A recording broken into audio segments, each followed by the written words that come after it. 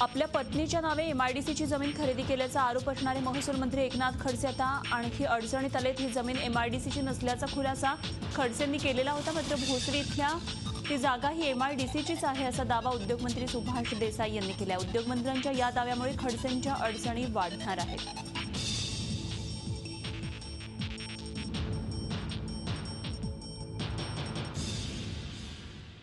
भोसरी एमआयडीसीची जागा ही एमआयडीसीचीच आहे। 1962 साली म्हणजे इतक्या पूर्वीच्या काळामध्ये त्या जमिनीचं वाटप झालेलं आहे। तिथे कारखाने चालू आहेत। ते एमआयडीसीने ती जमीन कारखान्यांना देऊनच टाकलेली आहे। त्यामुळे आता त्याच्यामध्ये एमआयडीसीला काही करता येण्यासारखी भूमिका नाही। एमआयडीसीने नियमाप्रमाणे त्या जमिनीची मागेच विक्री केलेली आहे। त्यामुळे एमआयडीसीला आता काही करता येण्यासारखं काहीच नाही। तर भोसरी एमआयडीसीतल्या जमिनीवरून अडचणीत आलेले महसूल मंत्री एकनाथ खडसे यांनी वर्षा बंगल्यावर जाऊन मुख्यमंत्री देवेंद्र फडणवीस यांची भेट घेतली।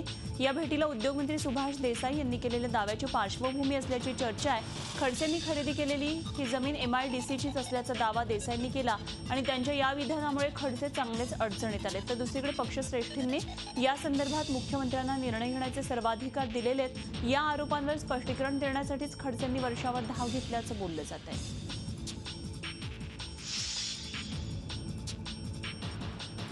एआयबीच्या तन्मय भट्ट याचा वादग्रस्त व्हिडिओ हटवण्यात येणार आहे। याकरता मुंबई पोलीस गुगल, फेसबुक आणि यूट्यूबच्या संपर्कात आहे।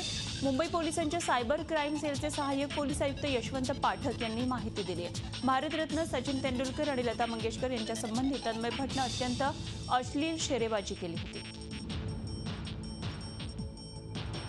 एआयबी या कार्यक्रमाबद्दलची जी चित्रफित आहे त्याचे ट्रान्स्क्रिप्ट्स काढून त्याच्यावर लीगल ओपिनियन मुंबई पोलीस घेत आहेत। या चित्रफित ब्लॉक करण्याबद्दल संपर्क केलेला आहे।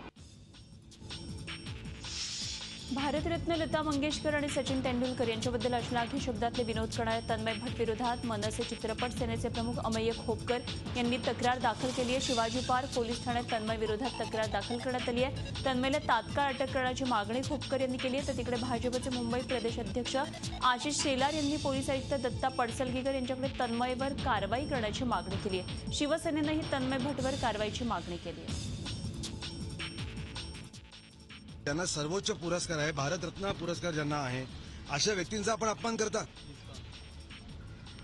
आम्ही आता पोलीस शिवाजीबाग पोलीस स्टेशनच्या अधिकाऱ्यांना आम्ही आता भेटलेलो आहोत आणि तन्मय भट्टवर कायदेशीर कारवाई करून त्यांना त्वरित अटक करावी अशी आम्ही मागणी केलेली आहे। अशी मागणी आम्ही सायबर सेलकडे देखील करणार आहोत आणि तन्मय भट्टला रस्त्यावर फिरू देणार नाही, त्याला दिसेल तिथे आम्ही चोप देऊ। मुझे ऐसा लगता है कि उनका इरादा यही है कि खुद के लिए शायद बहुत कुछ पब्लिसिटी लाना और दूसरे लोगों को दर्द देकर, दूसरे लोगों का अपमान कर कर पूरे भारत लोगों के जिन लोगों ने उनको सराहा है उनके ऊपर एक तरीके से कीचड़ उछालना। और इसीलिए मैंने मुख्यमंत्री जी देवेंद्र फडणवीस उनको कल ही रात को मेल भेजा है कि इसमें तहकीकात होकर कार्रवाई हो सकती है। मालेगाव स्फोटाप्रकरणी आरोपी असणाऱ्या साध्वी प्रज्ञा सिंग ठाकूरनं मुंबई सत्र न्यायालयात आज जामिनासाठी अर्ज केला। या प्रकरणी साध्वी प्रज्ञावर लावण्यात आलेला मोक्का हटवण्यात आलाय। त्यामुळे आता साध्वीला जामीन मिळणं सोपं होणार आहे। गेल्या जवळपास 7 वर्षांपासून प्रज्ञा सिंह तुरुंगात आहे। काही दिवसांपूर्वी साध्वीला उज्जैनच्या कुंभमेळ्याला स्नानासाठी सोडण्यात आलं होतं। आता साध्वीच्या अर्जावर येत्या 6 तारखेला सुनावणी होणार आहे। मुंबईतल्या 48 रेल्वे स्टेशनचा पुनर्विकास करण्यात येणार असल्याचं रेल्वेमंत्री सुरेश प्रभूंनी स्पष्ट केलंय। प्रवाशांना जास्तीत जास्त सुविधा देता याव्यात यासाठी स्टेशनच्या संरचनेमध्ये बदल केला जात असल्याचं रेल्वेमंत्र्यांनी म्हटलंय। राज्य सरकारच्या मदतीनं हा उपक्रम हाती घेण्यात आला आणि त्यासाठी राज्य सरकारकडून वाढीव एफएसआय मागण्यात येत असल्याचं प्रभूंनी म्हटलंय। तिकडे मुंबई पुणे एक्सप्रेसवेवर येणाऱ्या वाहनाचा ताण पाहता दोन्ही शहरांना जोडणाऱ्या रेल्वे मार्गावर तेजस नावाच्या ट्रेन सुरू करण्यात येणार आहेत। Tejas is a new product. There are 4 new products we are launching. One is called Tejas, which is a catering to the business travelers, somebody who wants to pay more. Like it is like we have launched a new product called Gatiman. Like we have Duronto, Vaigat, Rajdhani. So this is a new product called Tejas. So this will normally go between places like Mumbai, Pune, Delhi, Chandigarh, where Bangalore, Chennai, Bangalore, Mysore, the areas where there is a huge traffic constantly going. तर बातमी आहे कोकण वासियांसाठी. कोकण रेल्वेवर वाढलेली रहदारी लक्षात घेता या मार्गावर नव्या 11 रेल्वे स्थानकांना मंजुरी देण्यात आली आहे. यामध्ये रायगड जिल्ह्यातल्या इंदापूर, गोरेगाव रोड, सापे, वामाने, रत्नागिरी जिल्ह्यातल्या कडवई, कळमणे, पोमेंडी, वेरवली, सिंधुदुर्ग जिल्ह्यातल्या खारेपाटण, आचिरणे आणि गोव्यातल्या मिरजण आणि इनांजे या नव्या स्थानकांचा समावेश आहे. पावसाळ्यासाठी कोकण रेल्वेवर विशेष उपाययोजना करण्यात येणार आहेत. पावसाळ्यात 36 धोकादायक ठिकाणी 24 तास जागता पहारा ठेवण्यासाठी रोड सेन्सर लावण्यात येतील आणि त्यासाठी 950 कर्मचारी नियुक्त करण्यात आले आहेत. कोल्हापूरमध्ये भावानं सख्या 2 भावांना गोळ्या घातल्याची घटना घडली. अटकपूर्व जामीन न दिल्यानं त्यानं आपल्या भावांवर गोळ्या झाडल्या. यापैकी एक ठार तर एक जखमी झालाय. पन्हाळा तालुक्यातल्या पनोरेमध्ये ही घटना घडली आहे. पांडुरंग ज्ञानदेव घाग हा पोटात गोळी लागून जागीच ठार झाला. संभाजी ज्ञानदेव घाग जखमी आहे. बळवंतनं 15 दिवसांपूर्वी गावातल्या तरुणावर चाकू हल्ला केला होता आणि तेव्हापासून तो फरार होता. गावातल्या लोकांनी पोलीस ठाण्यात तक्रार दिली होती. याप्रकरणी भावांनी अटकपूर्व जामीन केला नाही म्हणून घरात जाऊन समोरासमोर गोळ्या घातल्या. सर्व स्तरावर सोशल मीडियाचा वापर केला जातोय. विविध क्षेत्रांसाठी अनेक वेगवेगळी ॲप्लिकेशन्स तयार करून संबंधितांचं ज्ञान वाढवण्याचा प्रयत्न होतोय आणि त्यामध्ये सोशल मीडियात आता शिक्षक देखील मागे नाही आहेत. इस्लामपूरच्या जिल्हा परिषद शाळेतल्या सागर यांनी शिक्षकांना येणाऱ्या अडचणी लक्षात घेऊन स्वतःच एक मोबाईल ॲप्लिकेशन तयार केलंय. हे ॲप्लिकेशन गुगल प्ले स्टोअरवरून सर्वांना मोफत वापरता येत असून यामध्ये शिक्षण डायरी, मराठी सुविचार, मध्यान्ह भोजन, कविता, परिपाठ, शालेय वेळापत्रक यासारख्या ॲप्लिकेशन सर्वांच्या हातात असलेल्या मोबाईलवर सागर यांनी उपलब्ध करून दिलाय. यासाठी गेले 2 वर्ष त्यांनी मेहनत घेतली आहे. कोणी लॅपटॉपवर तर कोणी मोबाईलमध्ये व्यस्त आहेत तर काही जण व्यासपीठावरील सुरू असलेलं व्याख्यान ऐकतात आणि सर्व प्रकार पाहून इथे चाललंय काय असा प्रश्न पडेल. मात्र हे सुरू आहे राज्यातल्या महापालिका आणि जिल्हा परिषद शाळेतल्या शिक्षकांचं अधिवेशन. शिक्षकांनी आधुनिक हायटेक साधनं वापरत विद्यार्थ्यांना कसं ज्ञान देता येईल यासाठीचे हे अधिवेशन आहे. राज्यात शैक्षणिक कार्य करत असलेल्या शिक्षकांनी सोशल मीडियाचा फायदा घेत जवळपास 64 व्हॉट्सअप ग्रुप आणि जवळपास 44 हाईक ग्रुप तयार केलेत आणि त्यांच्या माध्यमातून शिक्षणाचा प्रसार केला जातोय. मुख्यतः शिक्षकांनी अत्याधुनिक तंत्रज्ञानाचा वापर कसा करावा याकरिता हे सर्व ग्रुप काम करत आहेत. या सर्व ग्रुपच्या ॲडमिन आणि सदस्यांनी प्रत्येकी 3000 रुपये जमा करून शासनाची कुठली मदत न घेता हे अधिवेशन भरवलं आहे. IPL मॅचच्या फायनलच्या दिवशी औरंगाबाद पोलिसांनी मॅचवर सट्टा लावणाऱ्यांचं एक मोठं रॅकेट उघड केलंय. औरंगाबादसह राज्यातल्या बुकी या प्रकरणात सहभागी असल्याचा पोलिसांचा संशय आहे. या प्रकरणामध्ये पोलिसांनी 3 आरोपींना अटक केली. या सर्व प्रकरणामुळे पाळंमुळं फक्त औरंगाबाद नव्हे तर मराठवाड्यामध्ये सगळीकडे पसरली असल्याचं पोलिसांनी सांगितलंय. या प्रकरणामध्ये नांदेड आणि धर्माबाद इथनं मोठी लीड मिळत असल्याचं पोलिसांचं सांगणं आहे. धुळे जिल्ह्यामध्ये अशी अनेक गावं आहेत ज्यांना पाणी पुरवठा करणाऱ्या 1 पेक्षा जास्त योजना अथवा विहिरी अस्तित्वात आहेत.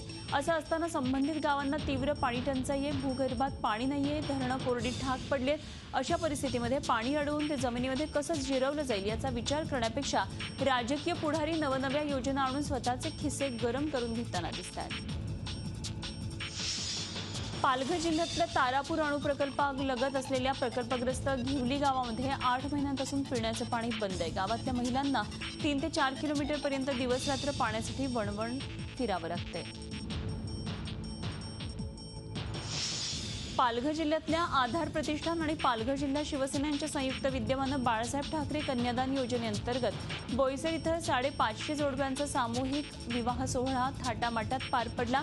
बोईसर इथल्या इराणीवाडीतल्या भव्य मैदानावर आयोजित या कार्यक्रमाला अनेक मंत्री आणि लोकप्रतिनिधींनी उपस्थित दर्शवून नवदाम्पत्यांना आशीर्वाद आणि शुभेच्छा दिल्या. आदिवासी भागातले तरुण तरुणी आर्थिक परिस्थितीमुळे विवाहापासून वंचित राहू नये या एकमेव उद्देशानं आधार प्रतिष्ठान गेल्या अनेक वर्षांपासून पुढाकार घेऊन सामूहिक विवाह सोहळ्याचं फार मोठं काम करत आहे.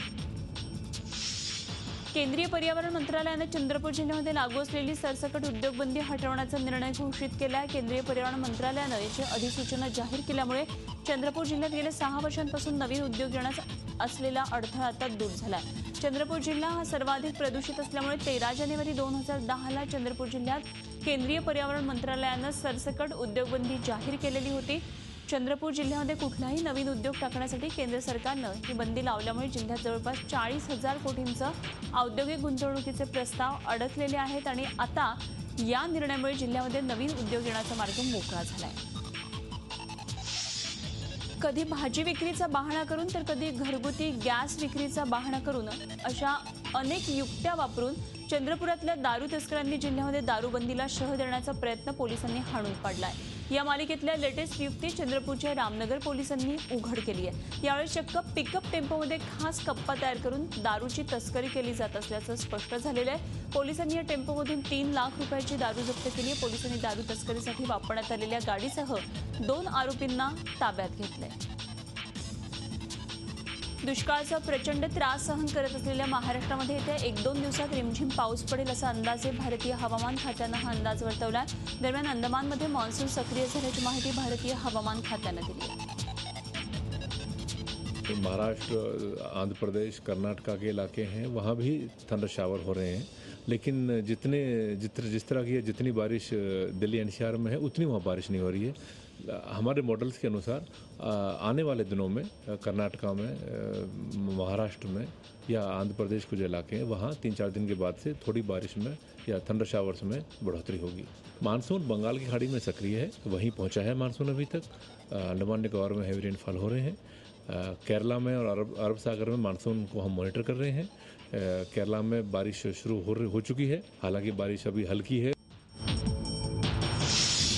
मुंबईचं वैभव म्हणून प्रसिद्ध असणाऱ्या एलिफंटा लेण्यांना समुद्राच्या पातळीत होणाऱ्या वाढीचा मोठा धोका असल्याचं संयुक्त राष्ट्रसंघाच्या नुकत्याच प्रसिद्ध झालेल्या अहवालात म्हटलंय.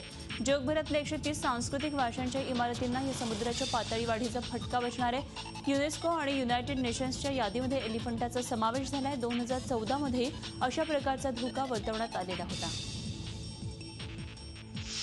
स्थानिक आणि वेश्या एकाच परिसरामध्ये राहत असल्यामुळे मुंबईतल्या कामाठीपुऱ्यामध्ये मोठ्या समस्या निर्माण झाल्यात आणि त्यामुळे स्थानिकांनी रविवारी रास्ता रोको केला. यावेळी वेश्या आणि स्थानिकांमध्ये हाणामारी झाली. अखेर पोलिसांना मध्यस्थी करावी लागली. वेश्या रस्त्यामध्ये उभ्या राहत असल्यानं ये जा करताना स्थानिकांना मोठ्या त्रासाला सामोरं जावं लागतंय. याबाबत स्थानिकांनी कित्येकदा या महिलांना समजावण्याचा प्रयत्न केला, मात्र काही परिणाम झाला नाही. पोलिसही तक्रारीकडे लक्ष देत नसल्यानं अखेर रविवारी रात्री स्थानिकांनी रास्ता रोको केला.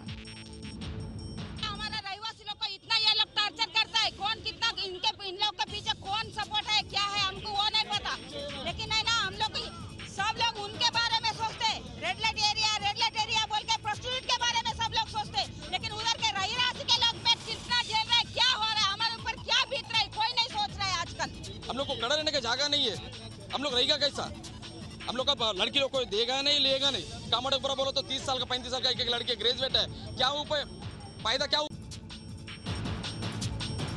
मुंबईतल्या साकीनाका परिसरातून 6 वर्षाच्या मुलाचं अपहरण झाल्याचं कळताच पोलिसांनी अवघ्या 3 तासात अपहरणकर्त्यांना जेरबंद करून या मुलाची सुटका केली आहे. 6 वर्षाच्या अयान चौधरीचं रविवारी दुपारी अपहरण झालं आणि या प्रकरणी शीला शिंदे नावाच्या महिलेला अटक करण्यात आली. शीला आणि अयानचे वडील यांचे जुने संबंध आहेत, पण गेल्या काही दिवसांपासून त्यांच्यात वाद सुरू होते आणि त्याचंच पर्यावसन हे अपहरण झाल्याचं तर तपासात पुढे आलंय. शीला शिंदेला अयानच्या वडिलांनी धडा शिकवायचा होता म्हणून तिनं हा कट रचल्याची कबुली दिली. राज्याचे अप्पर जिल्हाधिकारी प्रदीप पाटील पुन्हा एकदा वादाच्या भोवऱ्यात सापडले आहेत. धरणग्रस्तांना जमिनीचं वाटप न करता बोगस लाभार्थ्यांना जमिनीचं वाटप केल्याचा आरोप तक्रारदारांनी केलाय. पाटील यांच्यावर काही दिवसांपूर्वी शाई फेकण्यात आली होती. या प्रकरणी शाई फेकणाऱ्यांवर गुन्हा दाखल झाला आहेच, मात्र त्याचबरोबर स्वतः प्रदीप पाटील देखील अडचणीत आले. पिंपरी चिंचवड शहरामध्ये अनेक बेकायदेशीर रिक्षा चालवल्या जात असल्याचा आरोप करत रिक्षा पंचायतनं आज शहरात मोर्चा काढलाय. मोर्चामध्ये अनेक रिक्षावाल्यांनी सहभाग घेतला. पोलीस हप्ते घेऊन बेकायदेशीर वाहतुकीला प्रोत्साहन देत असल्याचा आरोप रिक्षा पंचायतनं केलाय. शहराच्या विविध भागामध्ये परवाना नसलेल्या रिक्षा कॅब चालवल्या जात आहेत आणि त्यामुळे परवानाधारक रिक्षावाल्यांचं नुकसान होत असल्याचं रिक्षा पंचायतचे बाबा कांबळे यांनी म्हटलंय. पोलिसांनी यावर कडक कारवाई करावी अशी मागणीही करण्यात आली. कारवाई झाली नाही तर आंदोलन तीव्र करण्याचा इशारा रिक्षा पंचायतनं दिलाय. झी 24 तास रहा एक पाऊल पुढे.